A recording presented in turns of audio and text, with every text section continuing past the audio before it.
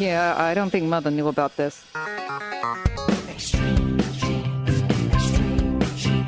Uncle Marvin was strangled by his own beard.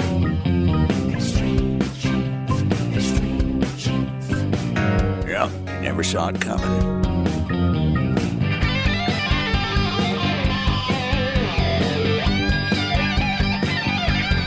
Hello, America, and welcome to America's Family History Show, Extreme Genes and ExtremeGenes.com. My name is Fisher, the radio root sleuth, on the program where we shake your family tree and watch the nuts fall out. Boy, we got a great show today. I'm really excited to introduce you to a guy out of Florida. He's in the Tampa area, and he cleans tombstones, particularly of veterans, especially Civil War vets from that area.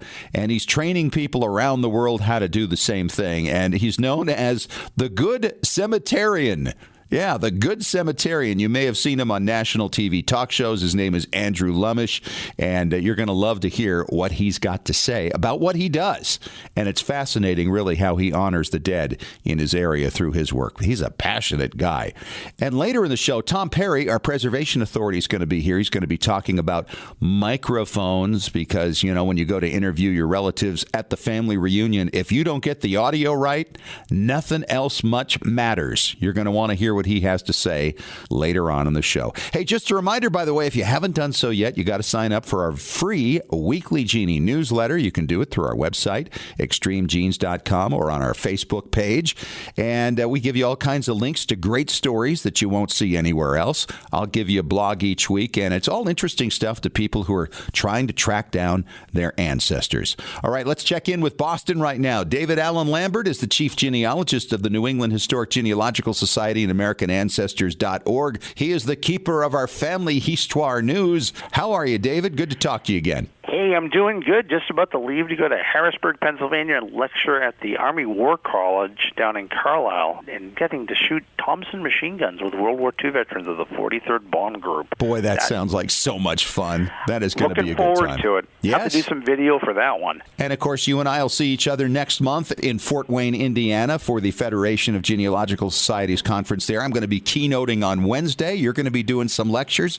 It's going to be a lot of fun, and we want to encourage everybody to come out and be part of it if you're in the Midwest. Well, I'll tell you, my family history news really starts off with a interesting story, one that I had to read twice. This goes out to the Ukraine, where Pavel Semenyuk, who had 13 kids, who happens to have 127 living grandchildren, who happens to have 203 living great-grandchildren, and 3, including a recent baby, 3 great-great-grandchildren, for a grand total now, 346 descendants, which puts him in the Guinness Book of World Records. Isn't that incredible? 346 living descendants, and the guy's like, what, 87 years old? He's 87. He'd be my mother's age, and my mother only has, 1, 2, 3, 4, 5, 6 living descendants. So she's 340 short. Well, he had 13 kids, and then you see that next number, 127 on the grandkids. So they all had an average of almost 10 per child. That's right. If he lives another 10 years, imagine where he's going to be at. I know. I mean, he could be breaking into 3rd and 4th great-grandchildren at the rate he's going. That's amazing. Well, congratulations. I would not want to have to be in charge of your holiday card list. How about a family in China that have been taxidermists for 5 generations? It starts back in the 1860s when Tang Chung-Ying learned taxidermy from a British customs officer, and the family's been doing it since. They've done camels and panda bears and even giraffes. Wow. I don't know where I'd have room to put a giraffe in my home. Maybe a chipmunk. Maybe a chipmunk, yeah. You know, the thing is, they're struggling now because they want to find that 6th generation, and nobody knows exactly where that's going to come from. I actually had 4 generations of butchers in my line that pretty much covered the 18th century and the early 19th century, and then it came to a conclusion, as it often does, right? That it does. Well, you know, I'll tell you something. I think I love most of our stories when we talk about World War II veterans, and especially when they're happy endings, when things are found. And this one goes out to a 97-year-old World War II veteran, Roland Gaines, who lost his dog tags back in Italy in World War II. Well, guess what? They were found and returned to him. Yeah, it was a family in Italy found them digging in their garden, and they've been looking for the family since the 80s. And I guess since technology changed and everything, they were able to track them down. Roland is now 97 years old and thrilled to get these back. By the way, all the accounts in the media call him Robert, Ronald, but if you look at the pictures of the dog tags, you get the real name, and I double-checked it. It is Roland Gaines. Well, I'll tell you one story that I think is fascinating is, of course, we're talking about taxidermy. Anatomists back in the 18th century would often take cadavers and study them. Well, there was a gentleman who was over 7 foot tall, Charles Byrne, who is known as the Irish Giant, who died at the ripe old age of 22 in 1783, had told his friends to bury his body in a leaden coffin at sea. Guess what? It was thwarted. And John Hunter, an anatomist from the UK in the 18th century, got the body, and his skeleton has been on display at the Hunterian Museum for over 200 years now. Oh. Guess what? They're going to be closed until 2021, and their board of trustees is actually considering having him finally laid to rest. You mean the way he wanted to be buried in the first place? Maybe buried not at sea in a lead casket, but probably buried in a graveyard someplace. But yeah, Charles Byrne, who was known as the Irish Giant and well known in 18th century Europe, may be finally laid to rest. Awesome. So my blogger this week actually has a little bit of a tie to Ireland, and that would be Donna Moughty. Donna Moughty has a blog called Donna's Irish Genealogy Resources at Moughty, moughtY.com/blog. And she talks about Irish genealogy and resources, and would be an interesting blog to follow if you have any Irish roots in your family tree. And you know, the thing is that Irish genealogy is just getting better and better all the time, and I'm sure she's on top of all the latest in terms of resources for Irish research. She sure is. Well, that's about all I have from this week. Just remember, if you're not a member of American Ancestors, you can save $20 by using the coupon code EXTREME at AmericanAncestors.org. Talk to you soon, my friend, and see you at FGS coming up real soon. All right. Thanks so much, David. And on the way next, we're going to talk to a guy who's called the Good Cemeterian, and you'll hear why he's so good at cemeteries. Andrew Lumish will talk to us next, coming up in 3 minutes on Extreme Genes, America's Family History Show.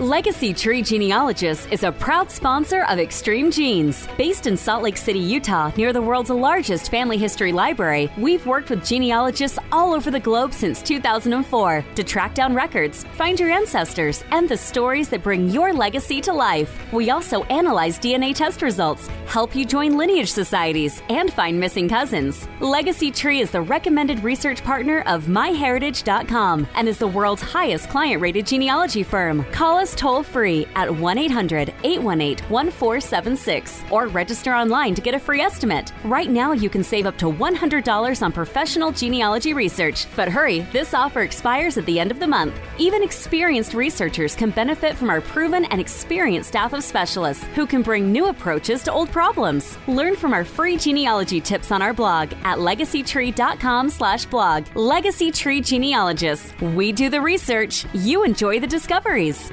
Did you know that Family Search Family Tree is available through a powerful new mobile app experience?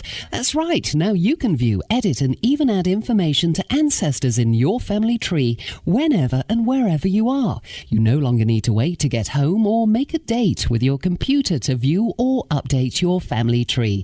You can add details to your tree when visiting with family or when capturing details from a trip to the cemetery. You can share new family history discoveries from classroom settings. You can even make the most of your time when waiting for doctor appointments or car repairs. Get started today by downloading the free Family Search Family Tree app to your Apple or Android device. Visit familysearch.org/tree app to get the Family Tree app for free. Exploring and expanding your family tree has never been more convenient. Visit familysearch.org/tree app to download the Family Search Family Tree mobile app today. Hey, Genies, Fisher here with a shout out to our Patrons Club members at patreon.com/Extreme Genes. This is where friends of the show support Extreme Genes for as little as $1 a month, all the way up to the cost of a very nice burger each month. I mean, a really juicy one. You can support the show and enjoy various special Patrons Club member benefits, such as acknowledgement on extremegenes.com, special bonus podcasts from expert guests like Maureen Taylor, the photo detective, C.C. Moore, your genetic genealogist, great storytellers and experts on record sets from all over the world. We even offer expert advice on specific questions challenging your research. So go to patreon.com/extremegenes and get signed up. We love sharing your genealogical journey with you on our Extreme Genes Patrons Club. After all, what would you rather have? Inspiring and informative content or another greasy burger? The choice is yours. And thanks for supporting Extreme Genes.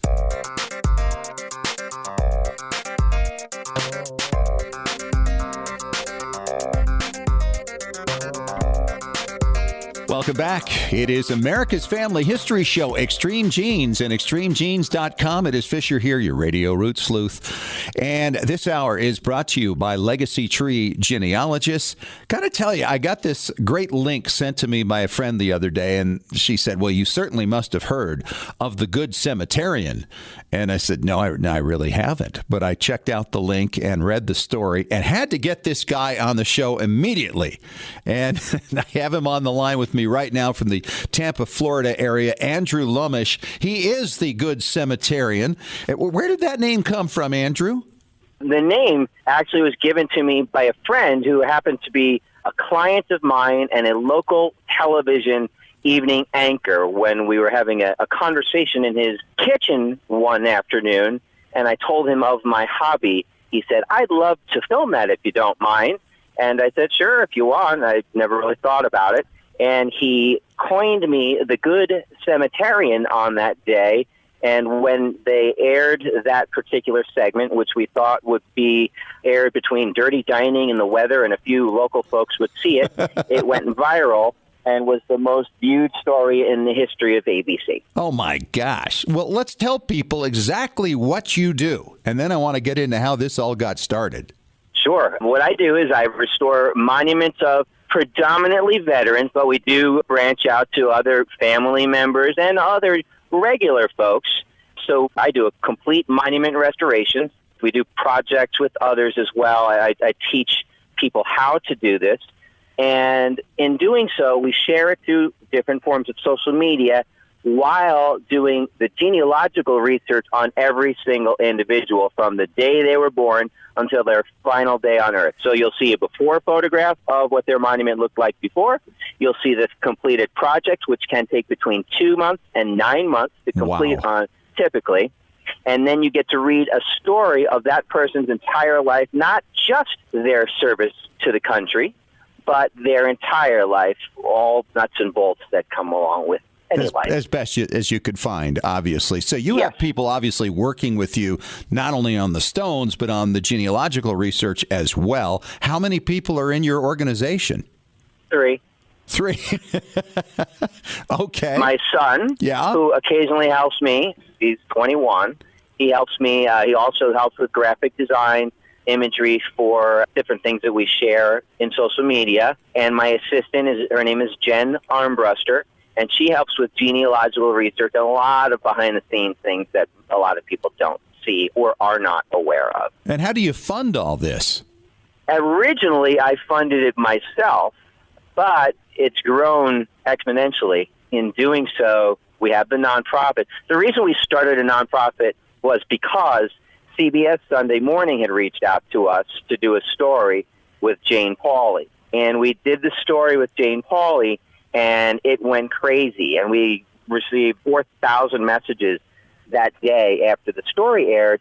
And one of the messages, which we went through all of them, was from an individual in another part of the country who represented a philanthropical organization who wanted to make sure that we were able to do this long term. That's how come we started a nonprofit to begin with, and that's kind of how it started. And they helped to to fund it so we could grow and expand upon what we do. Wow. And it's called the Good Cemeterian Historical Preservation Project.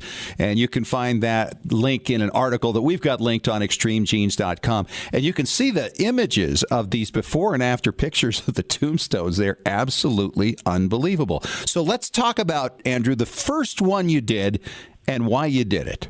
The first restoration I did. Okay, so it gets a little deeper because there's a reasoning behind why I do what I do. Now, the first restoration that I completed was a Union soldier from Ohio, and there are many of them here. And again, I live in Tampa, Florida, which was a Confederate stronghold during the Civil War. Sure. But if you start looking around, you realize that there's so many Union soldiers that are buried here as well, and I call them the first snowbirds.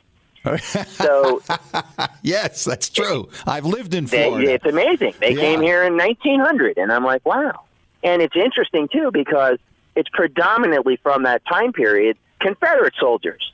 But they're literally buried next to one another. Union soldiers, Confederate soldiers. Is actually two small cemeteries in a very large cemetery that I work in that are dedicated, one to the Confederacy and the other to the Union.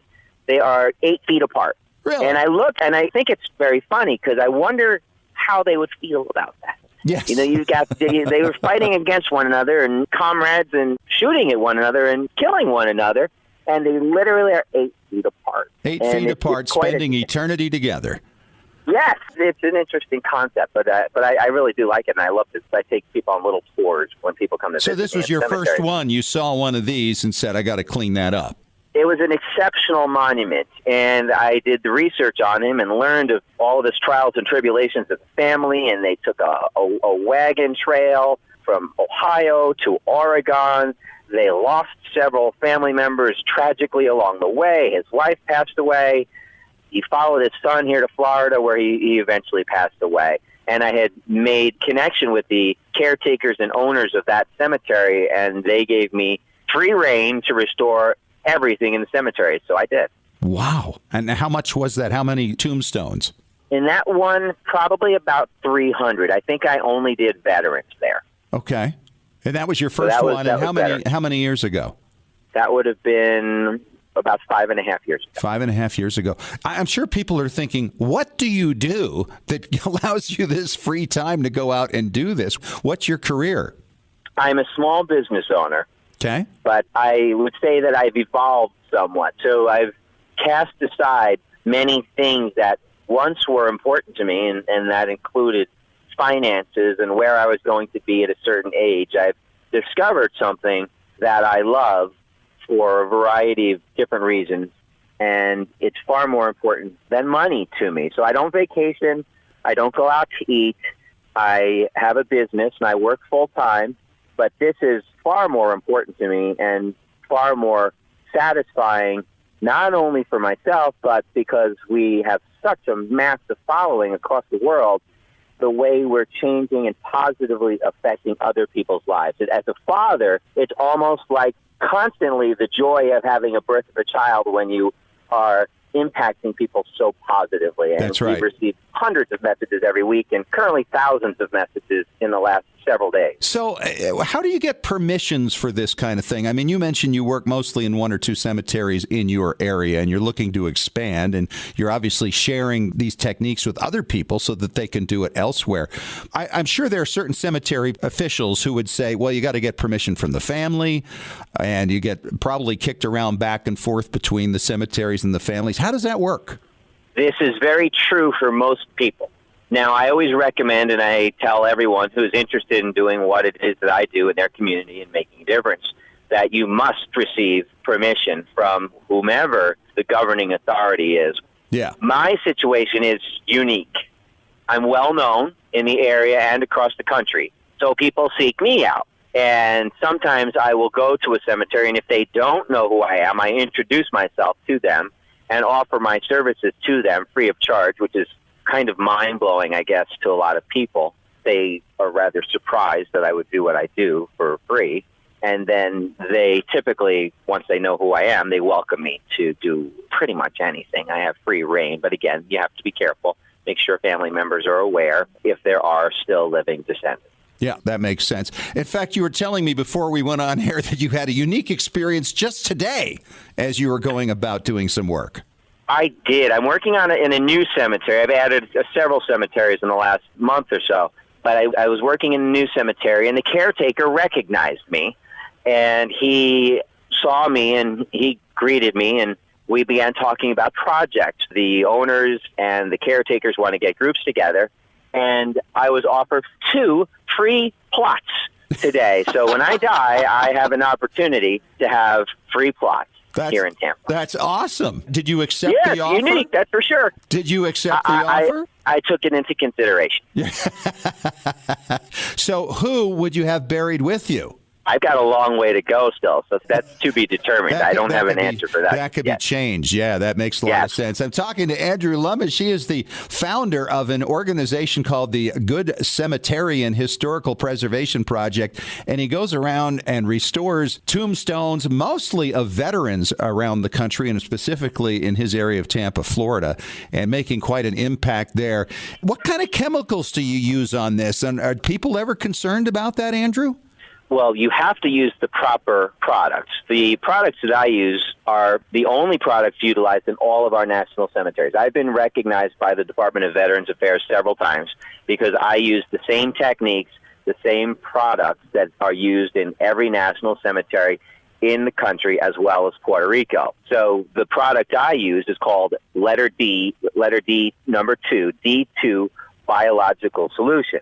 And D2 biological solution is a product that, of course, it's the government, so they did a 6-year study, and this is the product that they chose to use for all of their monuments, including, and it's not just in their cemeteries, this is a product used on national monuments in Washington, D.C. and other areas of the country for marble and granite, things that would be exposed to the elements outside. But it's a very high-quality product, and it's environmentally safe. So it kind of covers all the bases. All right. We're going to take a break, and we'll be back in 5 minutes. And, Andrew, at that time, I want to hear some of the stories behind some of the people whose markers you've been working on, and also how maybe some of our listeners can actually do some of the things that you're doing. We'll get to that coming up on Extreme Genes, America's Family History Show.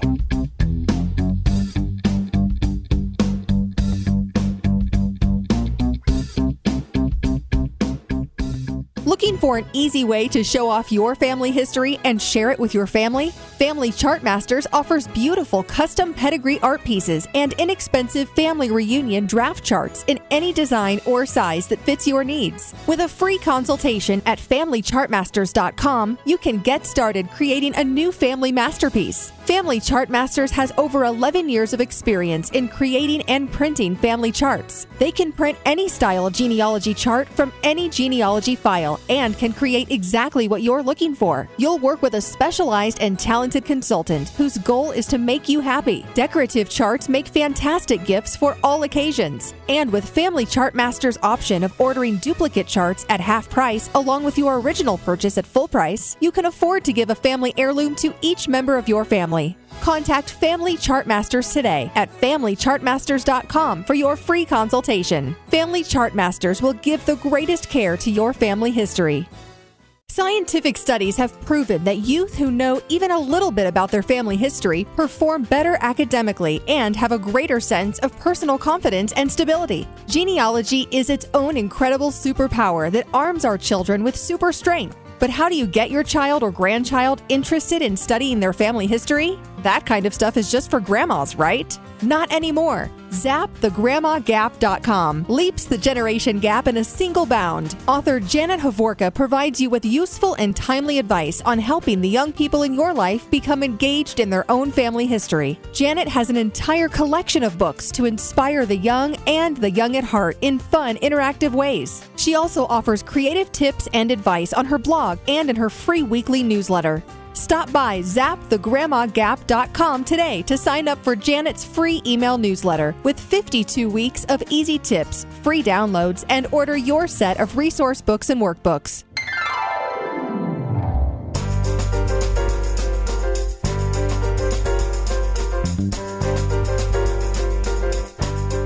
All right, back at it on Extreme Genes, America's Family History Show and ExtremeGenes.com. Fisher here, your radio root sleuth, talking with Andrew Lummish. He is the founder of an organization called the Good Cemeterian Historical Preservation Project, and this guy's just followed all over the world.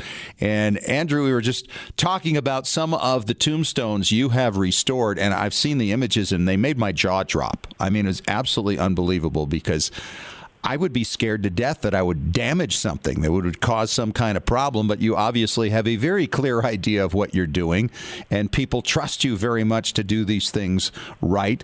And having done that as you have, you're obviously gathering these stories connected with these tombstones. So fill us in on some of the most amazing stories that you've uncovered as you've gone about your work. How long do you have? We got about 9 minutes. How's that? Okay. All right. I'm going to have to speak quickly. I am originally from New York, so I think I can pull this off. You can pull it off. That's it. So we've got some that are very, very touching to me. There's Louis Franklin Vaughan. Louis Franklin Vaughan just turned 18 years old in 1918. He wanted to serve his country during the First World War. And as the war was coming to a close, the 18-year-old Vaughan, he had joined the Coast Guard, and he was aboard the USS Tampa. And by the end of the First World War, Germany was becoming quite desperate. So what they were doing is they had a submarine force, and they were torpedoing supply ships that would come into London and the different channels that would reach the United Kingdom. Their rules of engagement were out the window by late 1918. So the USS Tampa, their main goal was to protect these supply ships that were coming from Portugal, and they would guide them to the United Kingdom safely so that they wouldn't be torpedoed by German submarines.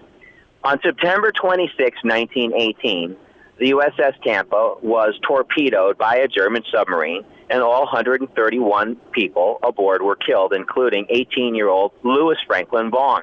I told his story. His body was never found, but there's a beautiful monument dedicated to him in this cemetery here in Tampa, dedicated by his parents.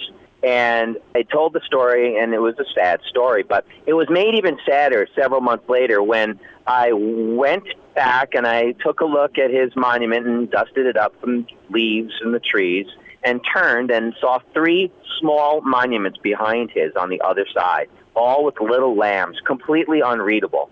And as I knelt down and I looked at them, each of them was a little girl. One was born in 1898. It was Lewis's oldest sister. She died in childbirth.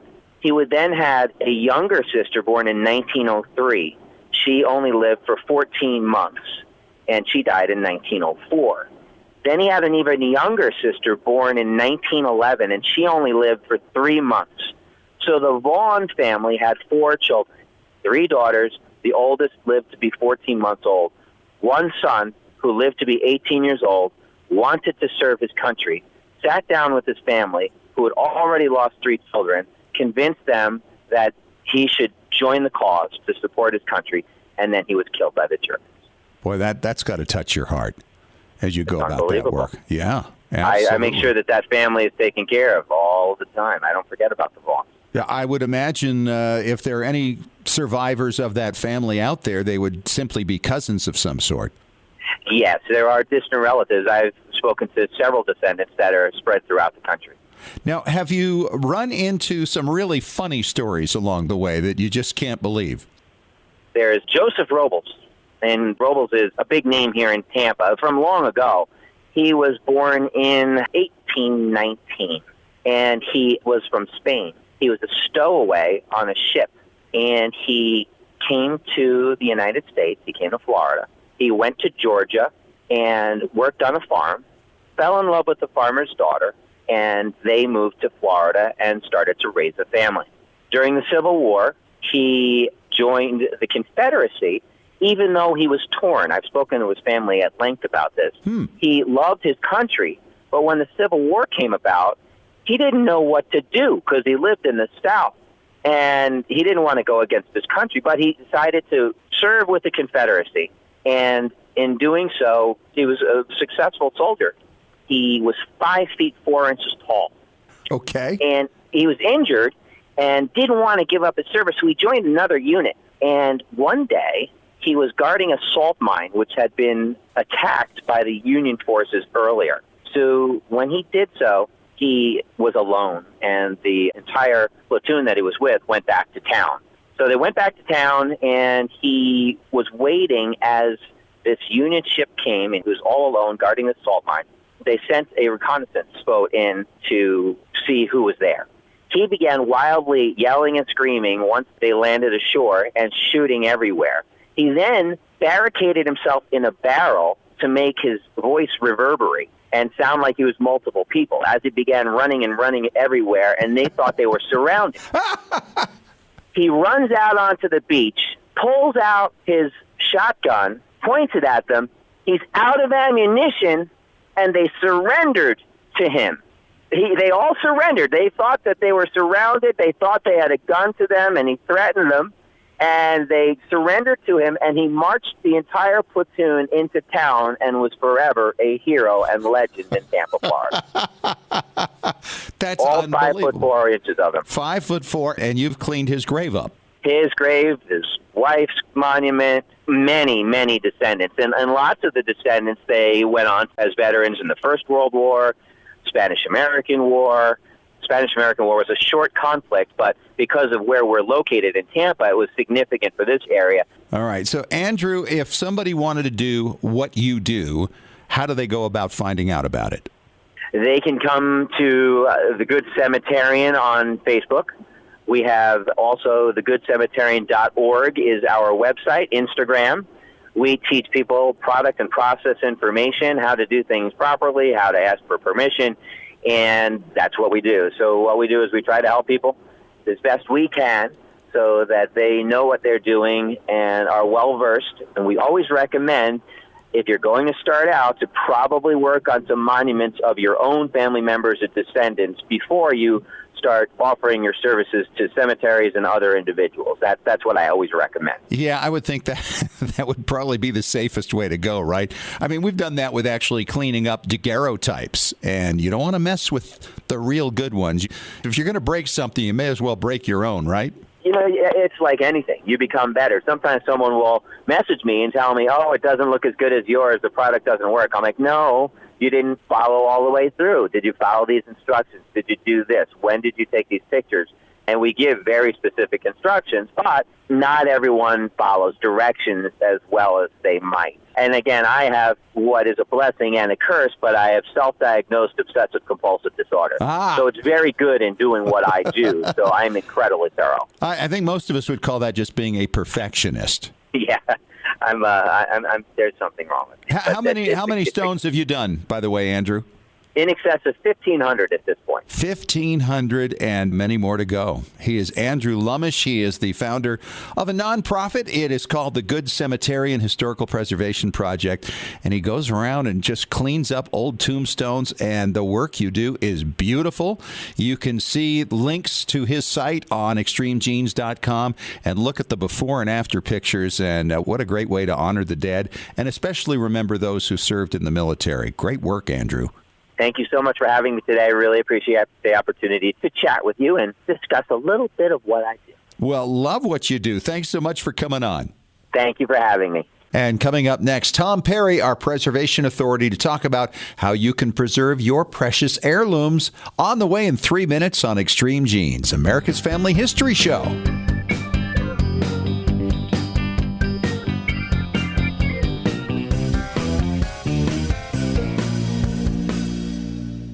Legacy Tree Genealogists is a proud sponsor of Extreme Genes. Based in Salt Lake City, Utah, near the world's largest family history library, we've worked with genealogists all over the globe since 2004 to track down records, find your ancestors, and the stories that bring your legacy to life. We also analyze DNA test results, help you join lineage societies, and find missing cousins. Legacy Tree is the recommended research partner of MyHeritage.com and is the world's highest client-rated genealogy firm. Call us toll-free at 1-800-818-1476 or register online to get a free estimate. Right now, you can save up to $100 on professional genealogy research. But hurry, this offer expires at the end of the month. Even experienced researchers can benefit from our proven and experienced staff of specialists who can bring new approaches to old problems. Learn from our free genealogy tips on our blog at legacytree.com/blog. Legacy Tree Genealogists. We do the research. You enjoy the discoveries. Did you know that Family Search Family Tree is available through a powerful new mobile app experience? That's right. Now you can view, edit, and even add information to ancestors in your family tree whenever and wherever you are. You no longer need to wait to get home or make a date with your computer to view or update your family tree. You can add details to your tree when visiting with family or when capturing details from a trip to the cemetery. You can share new family history discoveries from classroom settings. You can even make the most of your time when waiting for doctor appointments or car repairs. Get started today by downloading the free Family Search Family Tree app to your Apple or Android device. Visit familysearch.org/tree app to get the Family Tree app for free. Exploring and expanding your family tree has never been more convenient. Visit familysearch.org/tree app to download the Family Search Family Tree mobile app today. Hey, Genies, Fisher here with a shout out to our Patrons Club members at patreon.com/Extreme Genes. This is where friends of the show support Extreme Genes for as little as $1 a month, all the way up to the cost of a very nice burger each month. I mean, a really juicy one. You can support the show and enjoy various special Patrons Club member benefits, such as acknowledgement on extremegenes.com, special bonus podcasts from expert guests like Maureen Taylor, the photo detective, C.C. Moore, your genetic genealogist, great storytellers and experts on record sets from all over the world. We even offer expert advice on specific questions challenging your research. So go to patreon.com/extremegenes and get signed up. We love sharing your genealogical journey with you on our Extreme Genes Patrons Club. After all, what would you rather have? Inspiring and informative content or another greasy burger? The choice is yours. And thanks for supporting Extreme Genes.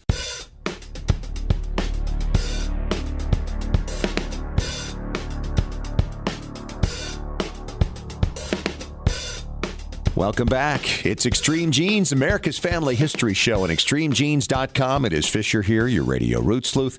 And every week we talk to Tom Perry. He is our preservation authority from tmcplace.com about how to preserve your precious heirlooms so they last for generations on end.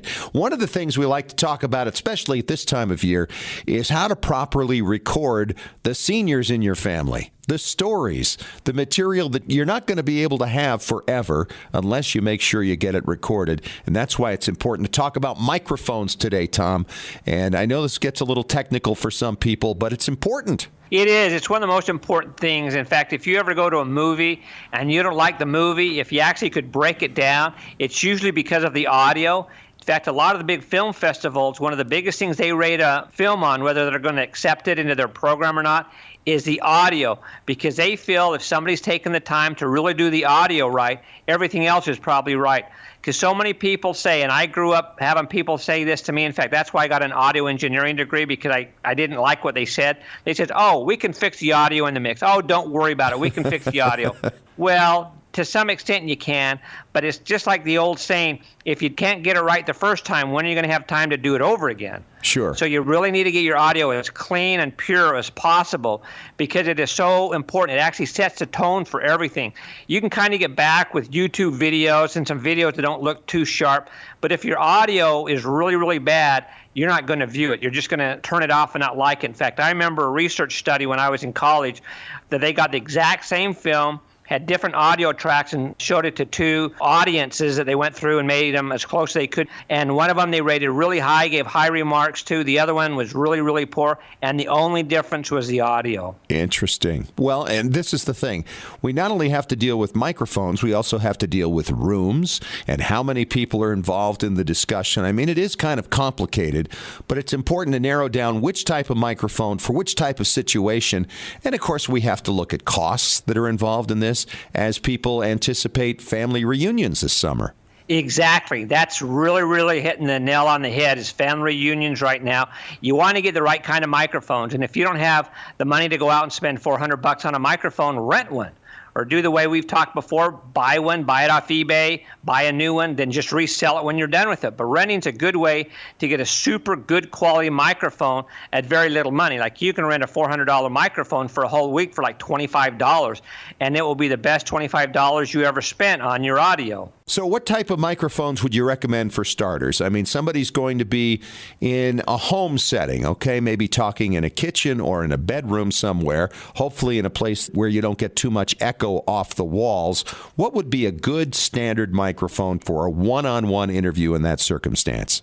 Okay, if there's just going to be the two of you, there's a good way you can go. You can always get what's called a lavalier, which you see a lot on the news people, the news anchors. They have it kind of clipped to their lapel when they're talking because it's right by their mouth. And so the talking they do is going to be pretty much straight. So if they turn a little bit, as long as they're turning their whole body, they'll stay on mic and it's going to sound okay. It doesn't have the dynamic range as a good microphone, like a good shotgun microphone. But for basic interviews, it's great. And as you mentioned, the room's important. In fact, when I'm on the road, that's one thing we have problem with our show sometimes. We're in a room, sometimes they're very loud, sometimes we're in ones that are very live.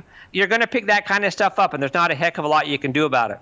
But one thing we've stressed since day one of our show is always have headphones on. Whoever's monitoring it, you need to have headphones. If you're doing a one-on-one and you're the only one that's there, it's just you and the person you're interviewing, and you set up the camera and you don't want a set of headphones on, get some earbuds or something like that and put one at least in your right ear that's away from the camera so you can hear it, or at least put on headphones and talk to them back and forth till you get it exactly right. And then after the break, we can talk a little bit more about mics and where to get them and where to get more information. All right, coming up in 3 minutes on Extreme Genes, America's Family History Show.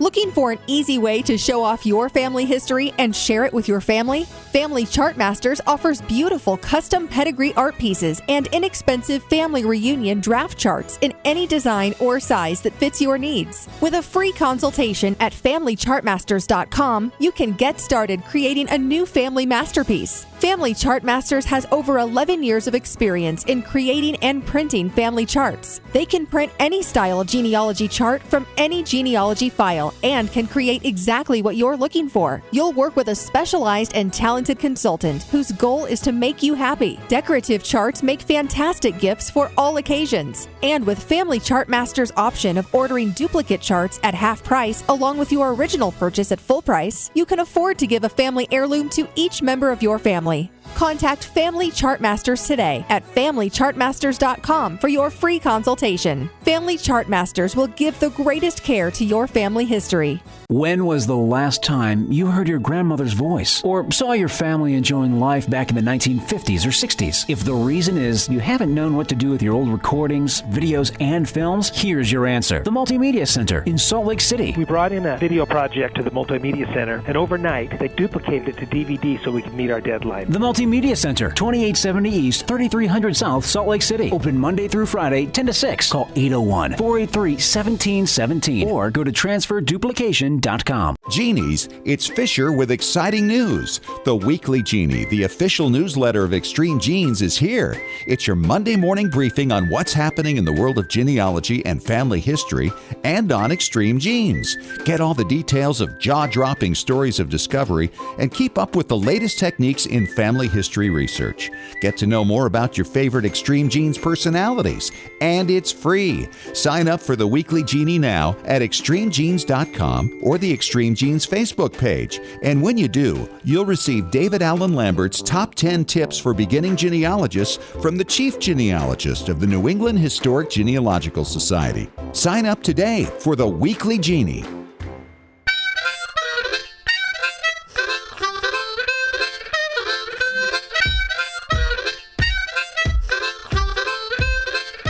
And And we're back. It's our final segment for this week of Extreme Genes, America's Family History Show, and ExtremeGenes.com. Fisher here, your radio root sleuth, talking with Tom Perry. He's our preservation authority, talking about microphones. It's been a while, Tom, and we're getting ready for reunions for a lot of people, and you were just kicking around the idea. We got to start with the headphones so that you can make sure that if there's any noise in a room, you're going to hear that, because basically the ear is trained to discount those sounds, right? The sound of a refrigerator or the air conditioner or something like that, right? Exactly. The circuitry in your brain says, hey, that's a sound I don't care about. Let's just ignore it, like you do with your kids when they're crying and screaming for you. You listen to what you want to hear. And that's just the opposite of what a microphone does, because it doesn't know what sounds you want. So anything it hears, it's going to vibrate the diaphragm within the microphone. It's going to come back to you. So if you put on headphones, then you're not picking and listening just to what you choose. You're hearing exactly what's going to be laid down on your tape or laid down on your iPhone, your Android. Because just because you're using an iPhone or Android, not a regular video camera or something like that, you still want to plug in the headphones and listen to what the sounds are, because there could be like a low hum from your refrigerator. And if your interview is going to be like an hour, even 2 hours, unplug your refrigerator. No big deal. It's not going to mess anything up for that short of a time, but it's going to make your audio sound so much better. And then you can plug it back in. If there's any kind of noise, you're going to say, wow, I have never noticed that noise before. Isn't that funny? And just turn it off or unplug it for that time. Sure. All right. Now, you mentioned the lavalier mics that news anchors use and reporters, and that's a good start. What else would you suggest as a reasonably priced mic that's going to get you where you want to be? Shotgun mics are one of the ones I prefer. They're very directional, and they get rid of the sounds coming from the sides. And one thing you can do, too, because we won't have enough time to cover it in this segment, is you can go to videomaker.com and click on microphone reviews, and they'll show you some specific microphones. And like I say, if you see a microphone you want to use, but it's like, 1 or 2 times you're going to use it, then don't buy it. Call a local audio place and rent it. And if you're in the middle of some small town, there's going to be large towns that you can rent them from, that they'll overnight them to you, then you overnight them back.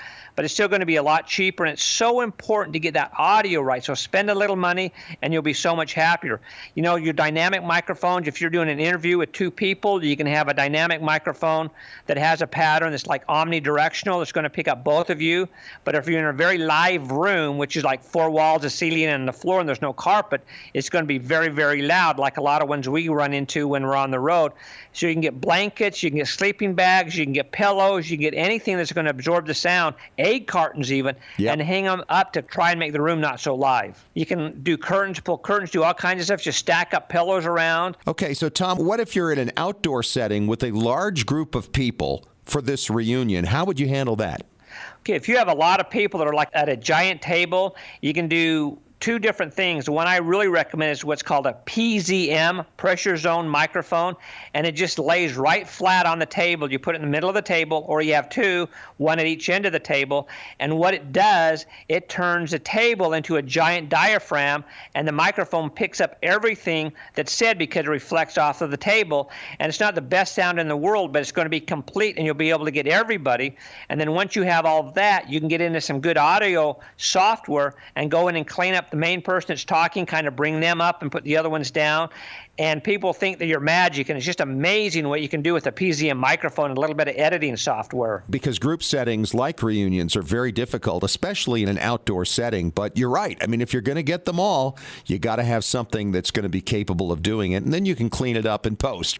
All right, Tom, thanks so much, and we'll talk to you again next week. My pleasure. And that is it for this week's show. Thanks so much for joining us. And thanks also to Andrew Lumish, our guest this week, talking about the work he's doing as the Good Cemeterian. If you missed any of the interview, you're going to want to catch it on the podcast, which you can hear on iTunes, iHeartRadio, and, of course, ExtremeGenes.com. And one last reminder, don't forget to sign up for our weekly Genie newsletter at ExtremeGenes.com. Talk to you next week, and remember, as far as everyone knows, we're a nice, normal family.